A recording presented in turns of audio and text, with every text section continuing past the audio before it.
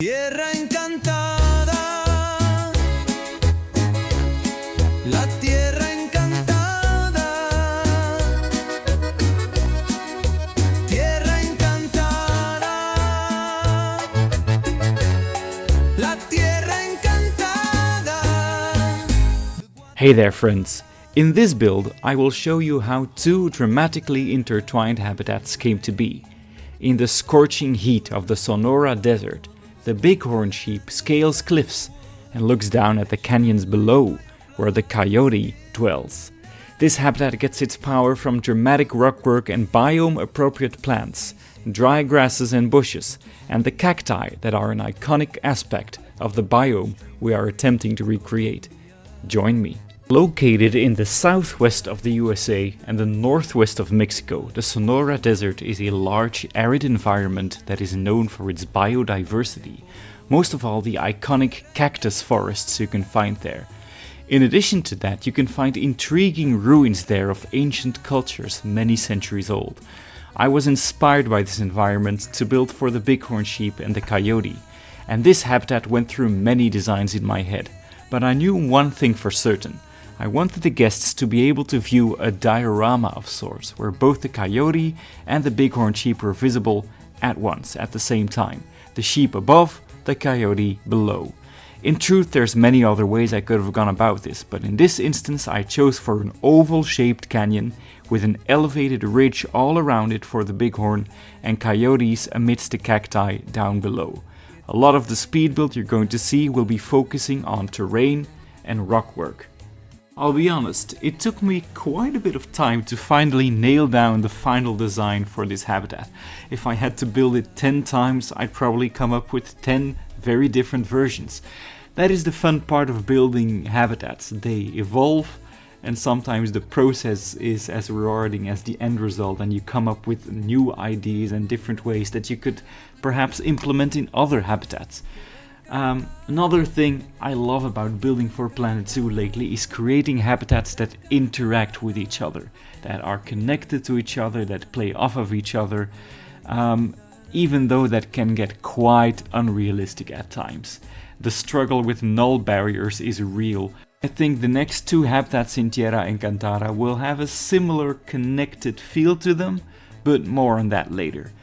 For this particular build, I really focused on building a microcosm of the Sonora Desert, sort of a red desert stone coliseum, where these cliffs and canyons showcase the animals, but also sort of capture the essence of a much larger environment, sort of as a painting. I don't want to sound pretentious here, but that was the idea, that was the intention, to have the guests stand there on that observation deck here and make it feel like they were looking at a painting, a smaller scale painting of the real environment. So the bighorn sheep is a sheep, go figure, native to North America.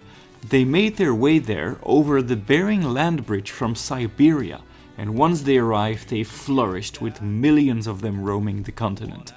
The bighorn became an important and admired animal to many Native American peoples, symbolizing strength and endurance.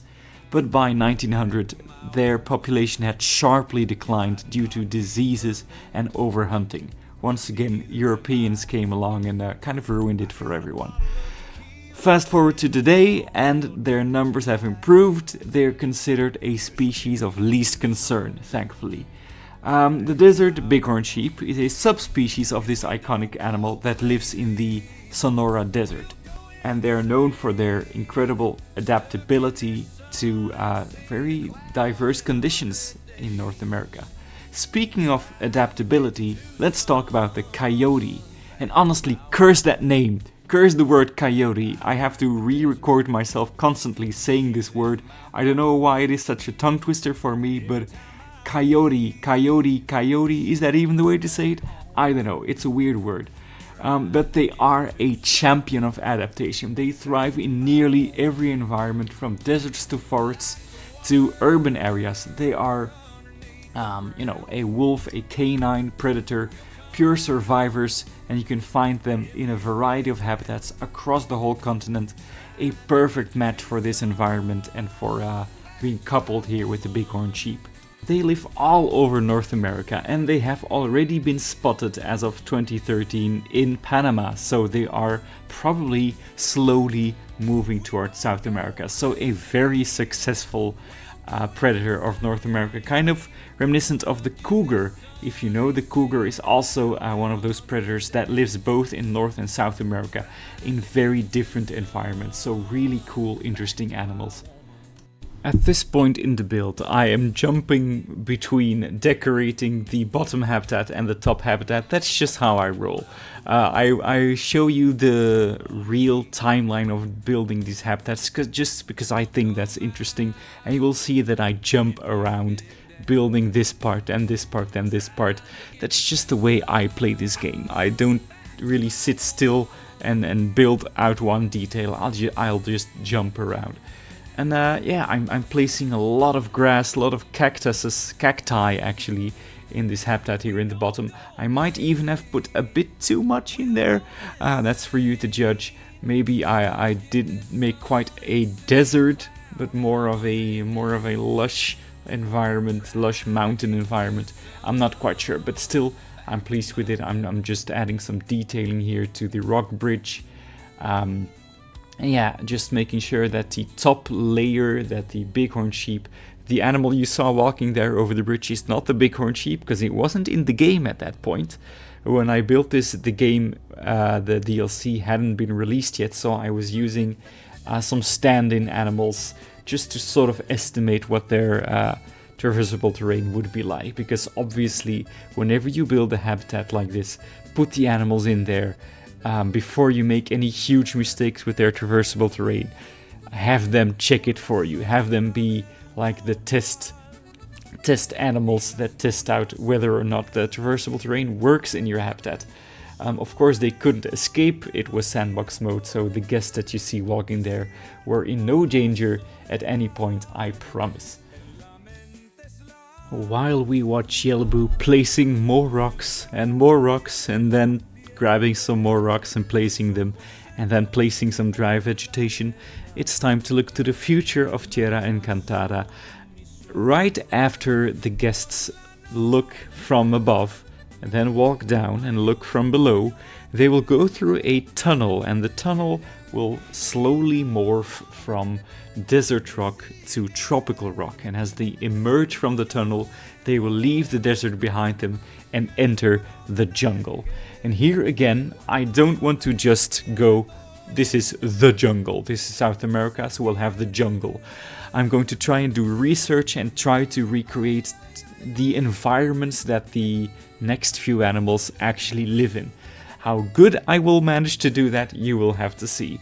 But so the ocelot, the saki, the bush dog will all be living in that more tropical jungle environment. I already have a couple of plans for how their habitats will look, but this episode might arrive a little bit later than these ones have been arriving, because at the time of recording this, I haven't built them yet, and I'm sort of staring at the blank canvas again, needing to sort of get going, get the creative juices flowing again. Another reason why there might be a little bit of a delay in videos is because I have a very major life update, guys.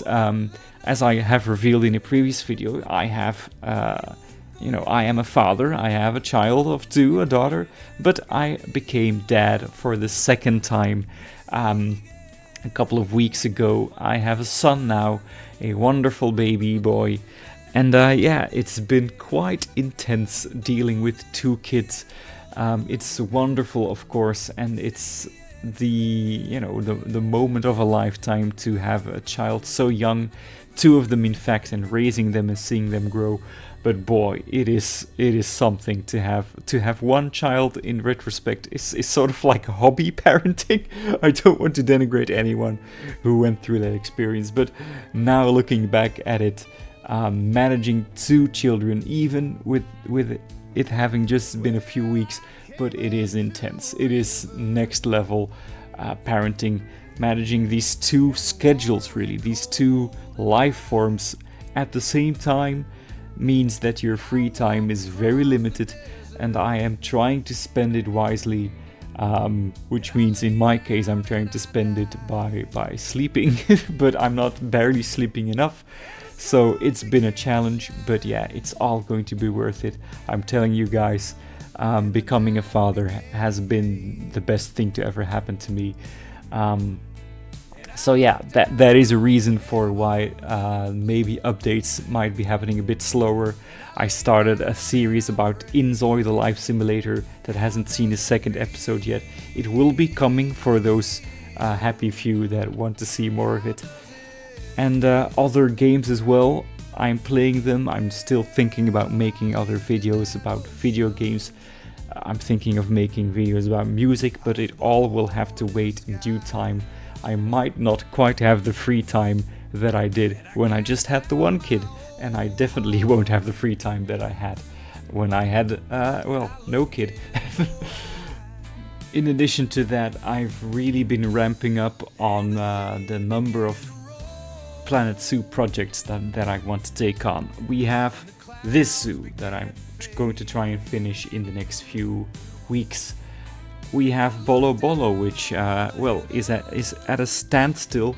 I am going to find the time to live stream me rebuilding those 4 lost habitats and those palaces.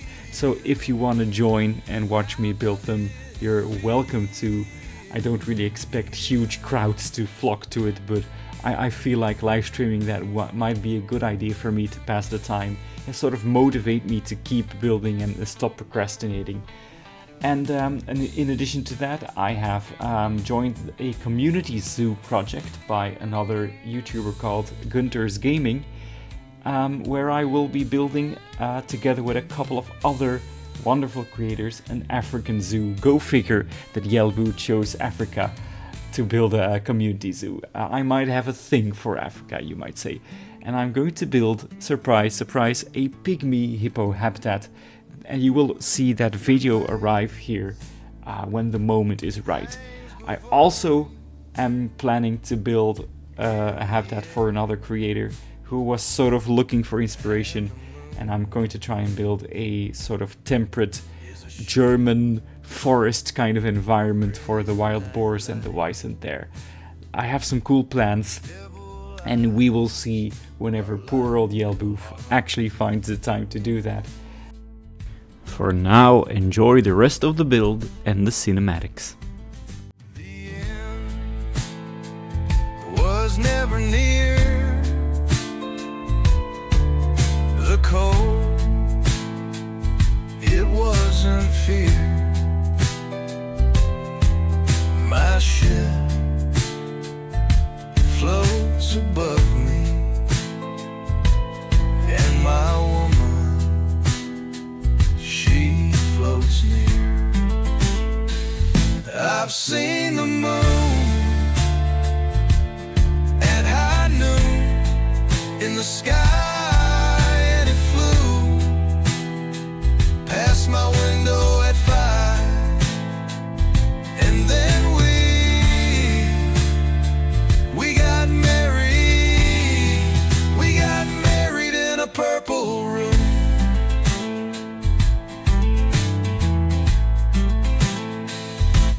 Then I felt like a child, and I fell to the floor. The cool tides in the night made me feel alive once more. And I say to myself, I sang to myself, and the words went like this. La, la, la, la,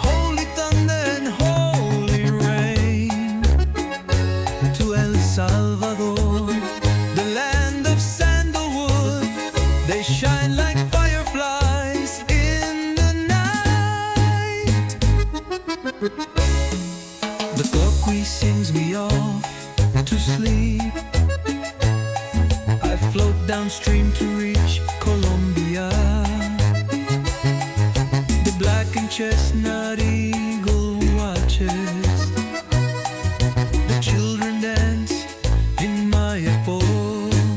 Tierra encantada, la tierra encantada, tierra encantada, la tierra encantada.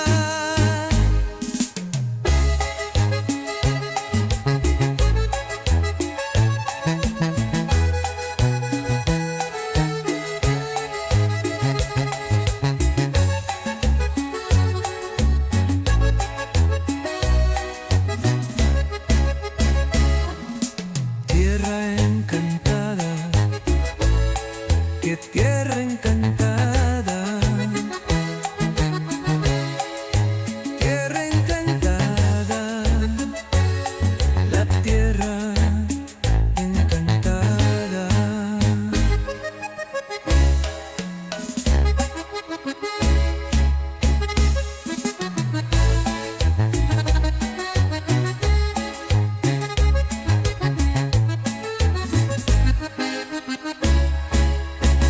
Tierra encantada, no tierra encantada, tierra encantada, no tierra encantada, oh la encantada, la tierra encantada.